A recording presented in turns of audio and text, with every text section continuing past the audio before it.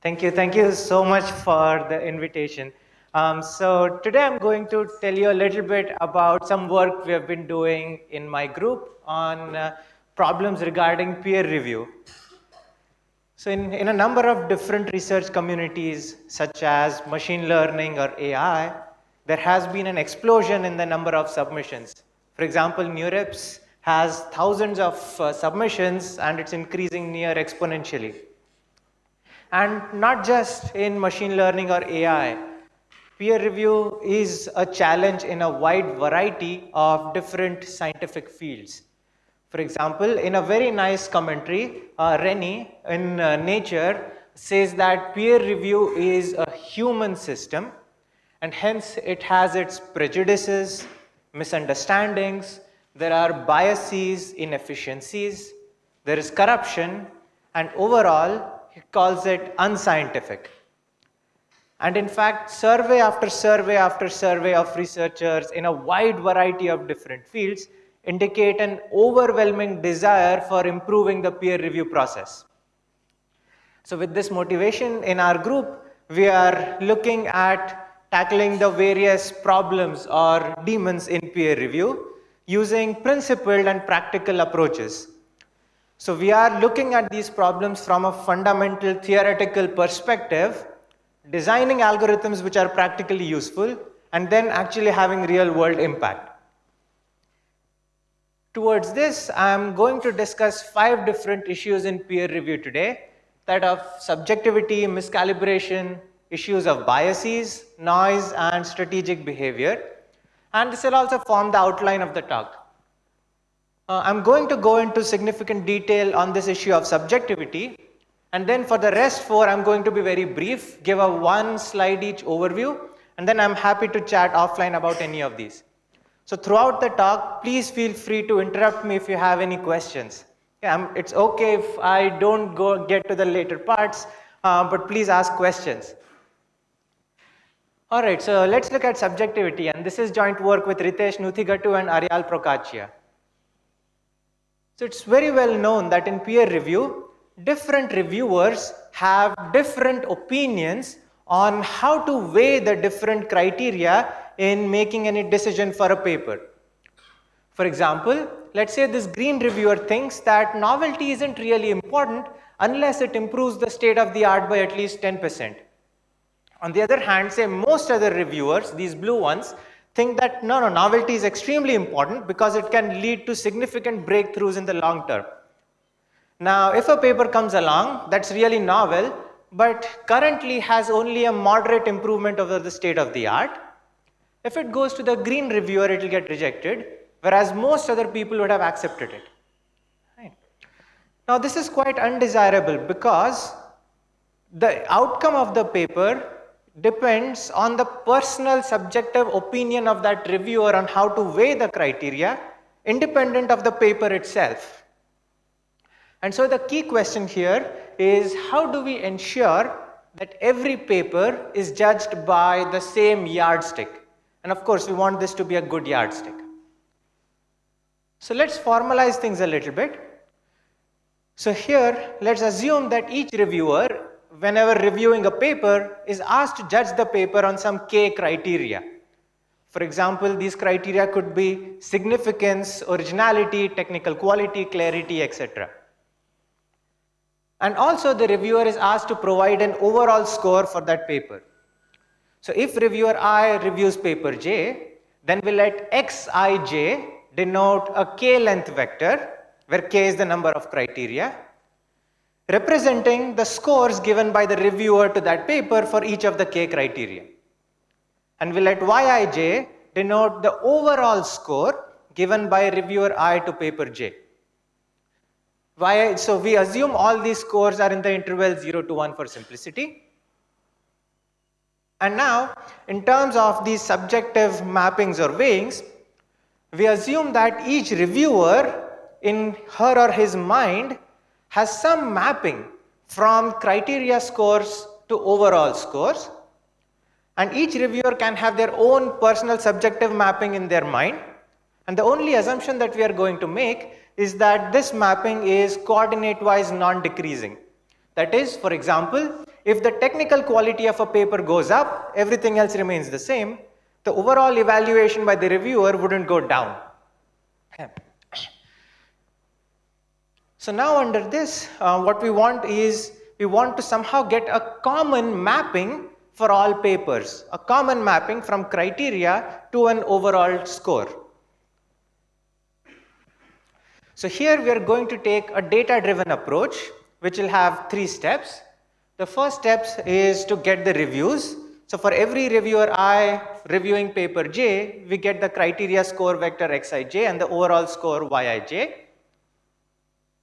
And from this data, we'll learn a mapping. So we'll call this learned mapping as f hat. And then what we say is that for every review, reviewer I paper J, replace yij, which was the overall score given by that reviewer using her or his personal subjective belief, with f hat of xij. Xij is the criteria scores given by that reviewer, and f hat is this common mapping. So this is the general framework, and the key technical question is, how do we learn this mapping?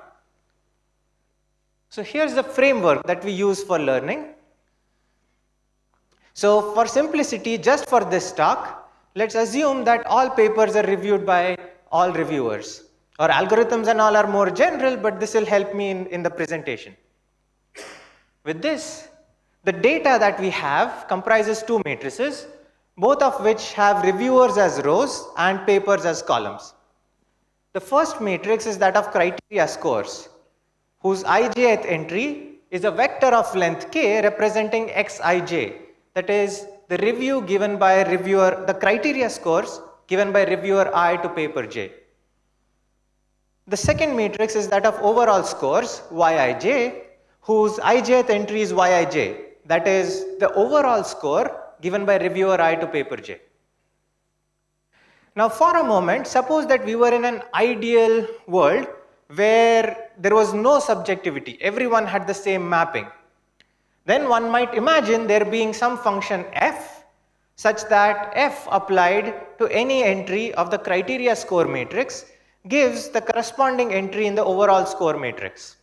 Right? There is no subjectivity, everyone is on the same page. However, this is an ideal world, and the key problem that we are handling is that this world is not ideal, that is, there is no such common f. So what do? Well, let's try to find a function f that best approximates this relationship. Right? So you find the minimizer function f over a certain class script f, where the loss is some loss, LPQ loss, which I'll define in a minute, between f applied to the criteria score matrix minus the overall score matrix. Okay. Now at this point, in order to completely describe this framework, I need to tell you 2 more things. What is this function class script f, and what is this loss that we are going to use? So the function class script f is simply the set of all coordinate-wise non-decreasing functions. So we are not using any Lipschitzness, we are not assuming any linearity and so on. Okay, it's just coordinate-wise non-decreasing. The second question is, what is the loss that we are using? And as we know, in machine learning and other applications, the choice of this loss function is extremely important. And so we want to pay careful attention to this. So this LPQ loss or LPQ norm, in case you are not familiar with it, it's just a simple extension of the standard LP norms that we compute on vectors. So LP norms are associated to a single parameter, usually denoted as P, which is in the interval 1 to infinity. This is a matrix extension, so it has 2 parameters, P and Q, and both are in the interval 1 to infinity. Now how do we compute it? Well, so suppose we want to compute the LPQ norm of this resulting matrix. What do? We take the first row is just a vector, compute the standard LP norm of that row, write down the result. Take the second row, compute the LP norm, write down the result, and so on for all these rows. And then you look at the resulting vector and take the LQ norm. This is again the standard vector LQ norm. And the result is the LPQ norm of that matrix. Okay.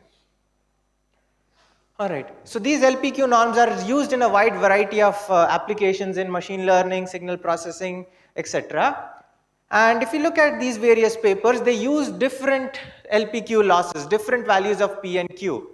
Many of these papers say that the choice of this loss is important, but then there are just heuristic arguments to justify which P and Q to use. However, as we know that the choice of the loss function in ML is extremely important, and therefore we want to take a more principled approach here in choosing the loss function. So the key question here is, which loss function should we use? And how can we determine the choice of the loss function in a principled manner?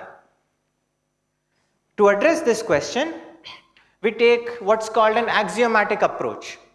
So axiomatic approaches are quite popular in economics and social choice theory. And axiomatic approaches go as follows. So first, we'll identify some special cases of our problem which are easy for us humans to reason about. After identifying that, we'll look at those instances, those special cases, and then establish certain necessary conditions or axioms that we think are important for our loss function or algorithms to satisfy. And given these necessary conditions, then we'll use them to narrow down the choice of possible loss functions or algorithms in order to make a final choice in a more principled manner. Okay, so that's the overall picture. The special case scenario that we are going to look at here is where each paper gets the same criteria scores from all reviewers. So for example, paper 1 gets criteria scores x11 from reviewer 1, x12 from x21 from reviewer 2, x31 from reviewer 3, and so on. And here in this special case, we'll consider x11 being equal to x21 being equal to x31 and so on. Likewise for paper 2, we'll consider the special case where all the reviewers provide the same criteria scores, x112 being equal to x22 and so on. And now since the criteria scores are independent of the choice of the reviewer, let's just simplify the notation. So we'll let x1 denote the criteria scores received by reviewer 1 from any reviewer, x2 denote the criteria score received by paper 2 from any reviewer, and so on. Okay. So this is the special case that we are looking at now. Under this special case, now let's establish 3 axioms that I'll argue are quite natural. The first axiom is what we call consensus. It says that suppose there is some criteria score x and some overall score y, such that in the data you see that every reviewer has mapped that particular x to that particular y. Then we want our overall score, then we want our overall mapping f hat to also map that x to that y. The second axiom is called dominance. I'll describe this informally here and I'll formalize this in a minute, in a couple of slides. So informally it says that if there are, yeah. I'm not very sure that axiom 1 is true. Okay. I'm just curious how you would defend it, because if you have some prior belief that people are very different, it's not very clear that you want this. So we are saying that if in the data we actually see that the entire community, all of us thinks that, let's say, criteria score of 0, 0, 0 should map to an overall score of 0, if everyone gives that in the data, in that case, we want f hat to respect that. Absolutely, and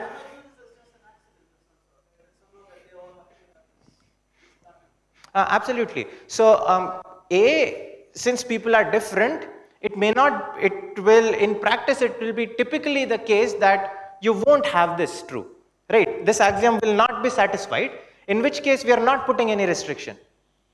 So this just says that if we see that in the data, if it happens that all of us are on the same page on something, in that case we want to respect that. All right, so dominance says informally that if there are two papers A and B, such that if we are in agreement that paper A is better than paper B, or at least as good, then F hat should respect that. I'll formalize this in a couple of slides. And the third one that we impose is strategy proofness. Yeah. Dominance, are you asking? I'll formalize this in a couple of slides and we can discuss that then. Yeah. The third one is what we call strategy proofness. So the formal definition is on the slide and it's a mouthful. So let me tell you the informal colloquial version. So it says that suppose I am a reviewer and I know that you are going to learn this mapping. And this mapping is going to be the representative mapping of the entire community. And this is going to be used for the conference and maybe beyond. In that case, what I would like to have is that this mapping, which is the community mapping, is as close to my personal preferences as possible.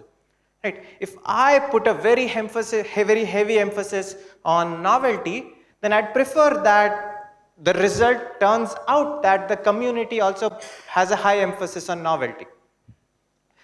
Strategy proofness says that I, as a reviewer, by manipulating the overall scores that I provide, should not be able to bring this learnt mapping closer to my own mapping as compared to me telling the truth. Okay, so by lying, I should not be able to manipulate this learnt mapping to make it closer to my own mapping. That's what this says. Okay. So these are three axioms that we impose. And now our goal is that based on these three axioms, we want to narrow down on the choice of possible loss functions. We had started off with a two-dimensional infinite space, P and Q being 1 through infinity, and we want to see how much we can narrow down. So it turns out, as we can show, that we can significantly narrow it down in that there is just one loss in this large family which satisfies these three axioms. And this is the L11 loss, that is P equals Q equals 1.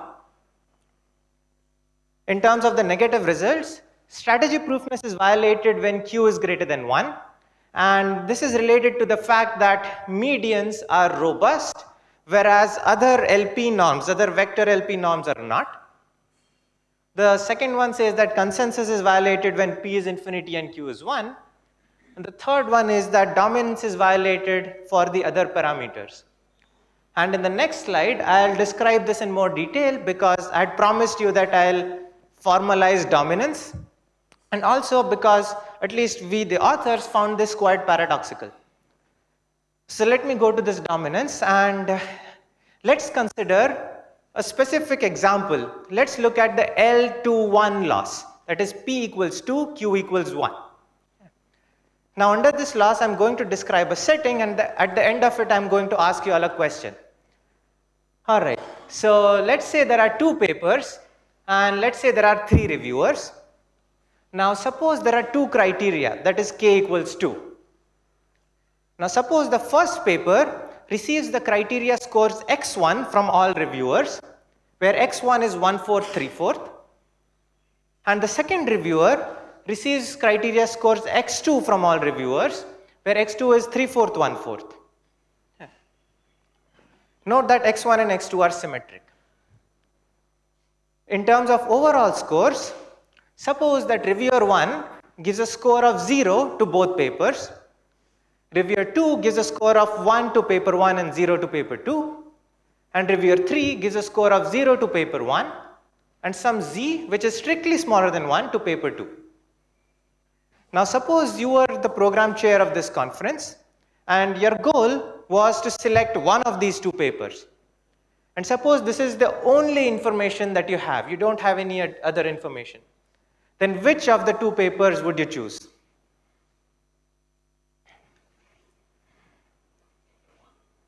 Paper 1. Any other votes for paper 1 or paper 2? Paper 1, sorry? You read the paper? Well, in general, assume this is NeurIPS with 6,000 papers, you can't do that. This is a toy example of NeurIPS. So this is the information that you have.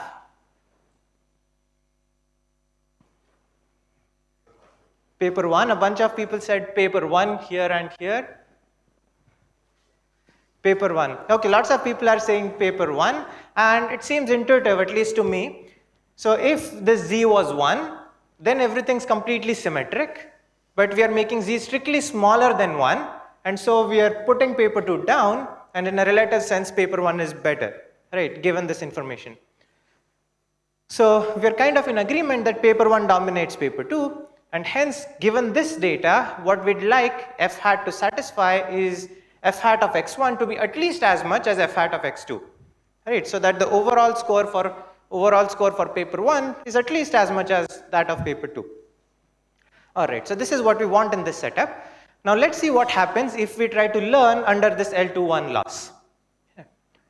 And this is related to the Fermat point of the triangle. So in case you're not familiar with the Fermat point of a triangle, given a triangle, its Fermat point is defined as follows. That is, let's say you consider any point, look at the Euclidean distance to all three vertices and add it up. Okay. The point in this plane such that the sum of these Euclidean distances to the three vertices is the minimum possible. That's the Fermat point of the triangle. Okay, the sum of the Euclidean distances to the three vertices is the smallest. Now, how does that connect to our setup? Well, first look at this L21 loss. P is Q, P is 2, Q is 1. P equals 2 means the L2 norm, that is the Euclidean norm, right? This is the Euclidean distance that we are looking at. And Q equals 1 is the L1 norm. So here we were adding up the Euclidean distances, and adding up positive quantities or non-negative quantities is nothing but just the L1 norm. That's why this is related to the L21 loss. Okay. And it's very easy to show that in fact f hat of x1, f hat of x2 is exactly the Fermat point of this triangle whose three vertices are given by the 3 rows of that table, the overall score table. Okay. All right. Now, let's suppose for a moment that z equals 1. Then one can easily compute that the Fermat point of this triangle is exactly 0.2, 0.2. Okay. Nothing that surprising so far. But now let's say we make z as half. That is, we took the top vertex and brought it down. We didn't change anything else. In that case, any guesses in what direction will the Fermat point move? Up, down, left, right? To the right, down, right? Okay. It turns out, and this was quite surprising for me, that in fact it moves down, and it moves much more to the left than down. So the Fermat point now becomes 0.12, 0.15, which from our relation that we established implies that f hat of x1 is strictly smaller than f hat of x2, and this violates this domination requirement that we had.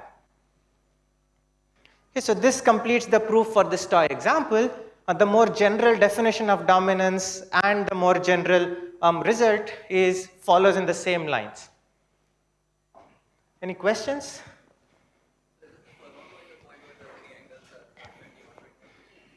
Are the three angles 120? I don't know. Okay, the answer is yes.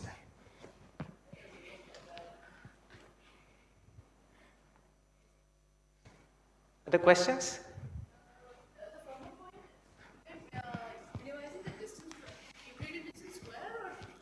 Euclidean distance. Yes. All right. We collaborated with ICHKAI 2017, and this is a post hoc analysis. That is, we did this after the conference, everything was done. And here what I'm about to show are just some fun plots about how this learned mapping, that is the mapping learned by running that minimization problem under the L11 loss looks like. What I'm about to show you are some representative cross sections. So each guy had 5 criteria for writing and relevance, and in particular for writing, we saw that if it was really bad, then this was a significant downside. If it was really good, then it was appreciated in the scores, and in between there was a big plateau where it was not very relevant. We saw that technical quality and significance had a high influence, and that's approximately linear, which is, I guess, good to know that it has a high influence. Originality had a moderate influence. All right.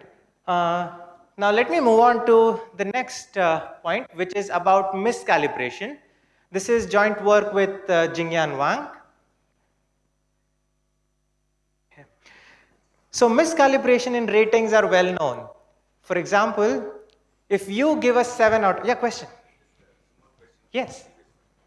How does it help to learn this kind of a universal mapping? It helps in mitigating the decisions being made by personal preferences of reviewers, and instead using a community-wide choice. So this is also often called a commensuration bias. That is, the choice of whether this paper is accepted or not is made by the personal preference of that reviewer, whether they appreciate novelty more or clarity more or theory more or practice more and so on. And what this aims to do is that either for the entire conference or maybe for a subgroup of papers, you want to try to uniformize the decisions. That is, use the same yardstick for all of the papers instead of the subjective personal choice of the reviewer. Yes? After you compute this NHAT, how do you compute the final score of the paper? Do you weigh them? Right. So what we are looking to do is that for each review, not each paper, for each review, we replace the Yij, which is the overall score for in that review, with f hat of that Xij. We are not saying anything beyond that. So now how do you aggregate it? Maybe you take the mean score across reviewers, maybe you do something else, maybe in practice, the area chairs or the program chairs will actually look at the review, the scores, and then use all of them. That's up to the program chairs how to do. So how we are modeling this is it's a tool to help the program chairs or the area chairs of the conference to calibrate better. So you replace just that overall score in that review, the Yij, with f hat of Xij. And you use that data in any manner that you like to make the decision. If I understand correctly, YIJ is R by the individual reviewer. So Perfect. it may be completely loaded with subjectivity, etc. Perfect. But because of the assumptions which you are making, somehow you are denoising them. Perfect. Perfect. Yeah. So Yijs have the subjective preference of the reviewer. Yij is given by reviewer I to paper J, and this is computed by that reviewer based on her or his personal preferences. But instead we say that, hey, instead use this f hat of Xij, where this f hat is learned from the community-wide data and is not specific to one individual reviewer. The same paper, this is the problem with synthetic control. The same paper is not reviewed by a whole bunch of people. Yes. For you to have this. Yes. And on top of it, you want to have the same function for all papers. Yes, for all papers or maybe let's say all reinforcement learning papers and so on. But yes, the same paper is not reviewed by all people. However, all the reviewers in some form express their personal mappings from criteria scores to the overall score, right? So you review a small set of papers, and then the criteria and overall scores that you provide reveal something about your preferences on how to weigh clarity versus novelty versus so on. And likewise for all reviewers.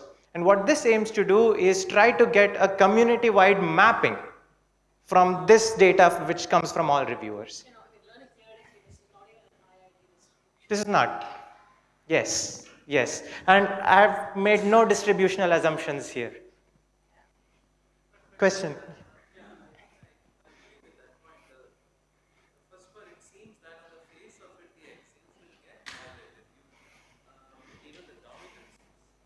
Absolutely.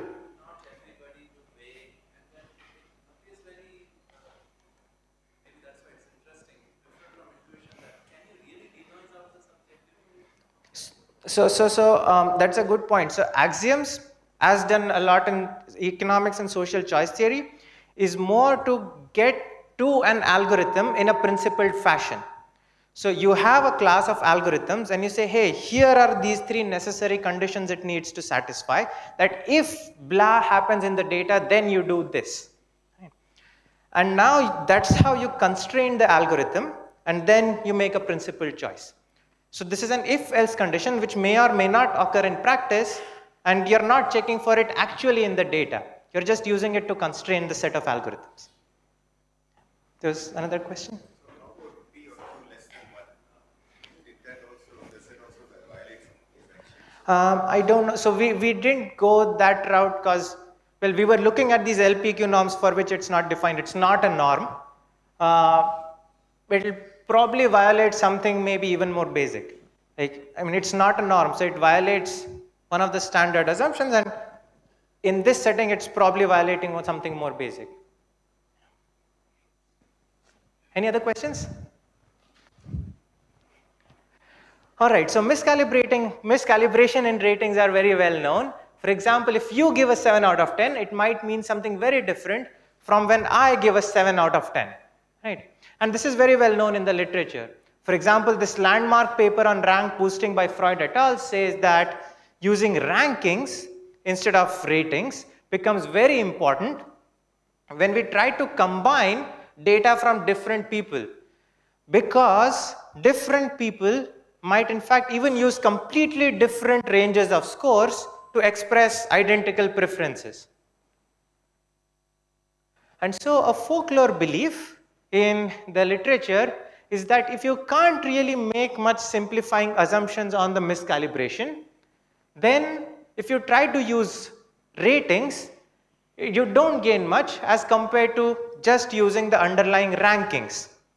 Right? So if you are reviewing 5 papers and you give some ratings, if I cannot make assumptions on the miscalibration, then instead of using these ratings, I might just as well look at the induced ranking and use that. So the key question that we ask here is this folklore belief really true? And what we show is that the answer is no. That is, even if we allow an adversary to choose how the ratings are miscalibrated, still we can guarantee that using ratings under a certain problem formulations, you can do strictly better than using the underlying rankings. I'm very happy to chat about this offline. Yeah. Sure. Because are you allowing real valued numbers Yes. as scores? Yeah. Yeah. Okay, so there's quantization here in control. Does that change the problem? Are you talking about miscalibration? The subjectivity? So it does not, in the sense that the results are also applicable for a quantized setting. So in that case, it doesn't really make so much difference. In fact, the data that we played around with was all quantized, because in practice, we usually ask for quantized scores. So it doesn't really make much of a difference. Other questions? All right, wait, where did the pictures disappear? Here. So another aspect that we are looking at is that of biases. And this is joint work with Ivan Stelmach and Aarti Singh. So there is a lot of debate in various communities about single blind versus double blind reviewing. So single blind is where the reviewers know who the authors are, whereas a double blind is where the reviewer does not know who the authors are. And there is a lot of debate that single blind reviewing can lead to biases in terms of gender, in terms of race, fame, etc. And the question which people ask often, people who prefer single blind, is that where is the evidence of bias in my research community? So in order to inform these debates well, it's very important that we actually design tools and run experiments to rigorously test if there exists bias in peer review. And we want to do that while also ensuring that we don't disrupt the peer review process so much. And this is what we are looking at. We design statistical tests, experimental methodologies here, where we find that there are some very interesting confounding factors that arise due to the idiosyncrasies of the peer review process. That is in terms of how reviewers are chosen, the bidding processes, and so on. And in fact, in our analysis, we also show that a very influential past work on testing for biases has potentially a number of superfluous, or their methodologies can produce some superfluous results. So here we design the statistical tests and experimental experimental designs where we do provide strong rigorous guarantees that mitigate these confounding factors. Again, I'm very happy to chat about this offline. Another aspect that we are looking at is that of noise. This is also joint work with Ivan Stelmach and Aarti Singh. And by noise here, we are specifically currently looking at poor reviews due to inappropriate choices of reviewers. So a number of large conferences such as NeurIPS, AAAI, ICML, and so on use automated methods of assigning reviewers to papers. A very common way to do so is use the Toronto Paper Matching System, or TPMS. However, we analyze this and first we show that this can be really unfair, especially to interdisciplinary or niche papers. And the key question then we ask is how to assign reviewers to papers while ensuring certain standard metrics of fairness as well as the accuracy of the overall process. And towards that, we have new assignment algorithms and strong theoretical guarantees. And then independent evaluation by another group on 3 top-tier conferences show that our algorithms considerably outperform the state-of-the-art TPMS. So we are currently, again, working on more practical aspects of this, and I'm happy to chat offline. And the last point is about strategic behavior. So this is joint work with Han Zhao, Yichong Xu, and Xiaofei Shi. So if I am a reviewer and have also submitted a paper, then I have an incentive to give a lower score to the papers that I am reviewing so that in a relative sense, the chances of acceptance of my paper go up, right? And I'm not just cooking this up as a cartoon. There is sufficient literature actually talking about this, and there are experiments. This is a very nice paper, the first one that I've highlighted about this issue. So the key question here is how do we make peer review strategy proof? That is, no reviewer should be able to manipulate the scores that she or he is giving to the papers that they're reviewing and influence the acceptance of their own papers.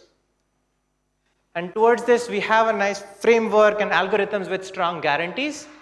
It does require some assumptions which we have empirically verified to be true in ICLEAR 2016.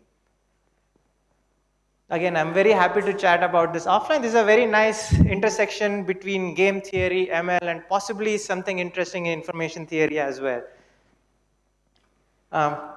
So overall, we are looking at principled approaches to tackle issues in peer review. And here there are a number of, question.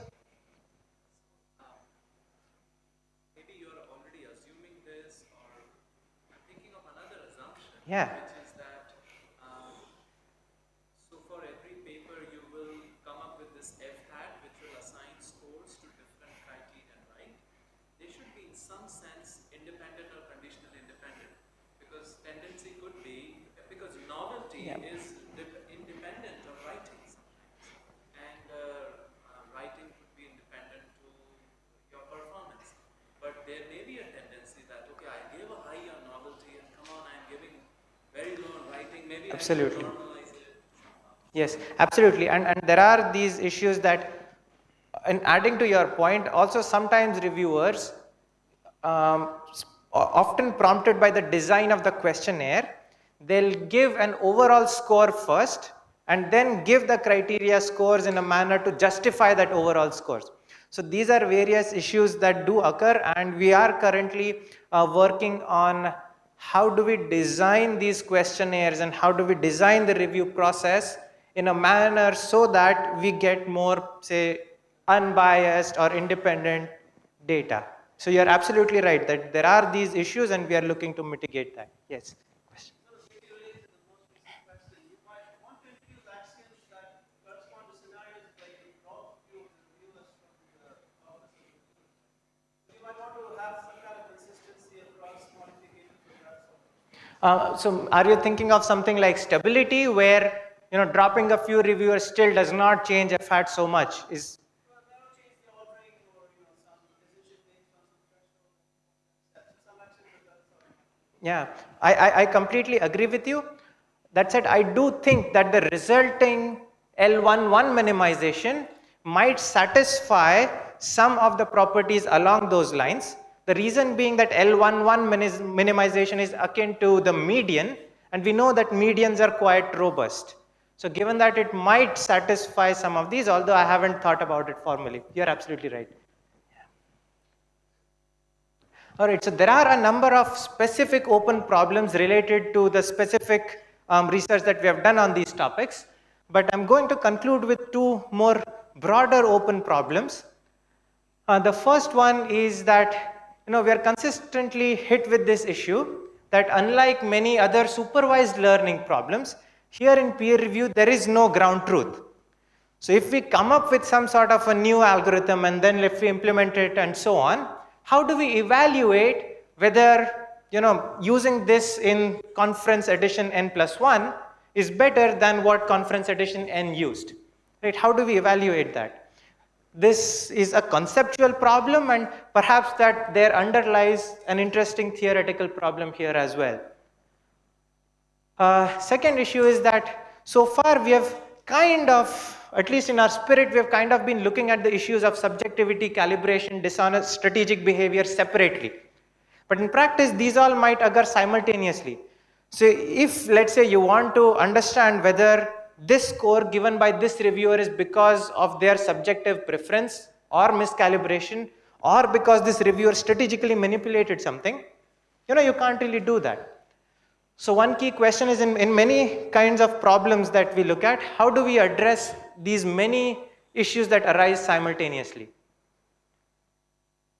So with that, I'll conclude. I'm happy to chat about any of these offline, and I'm happy to take any more questions depending on the time we have. Thank you so much.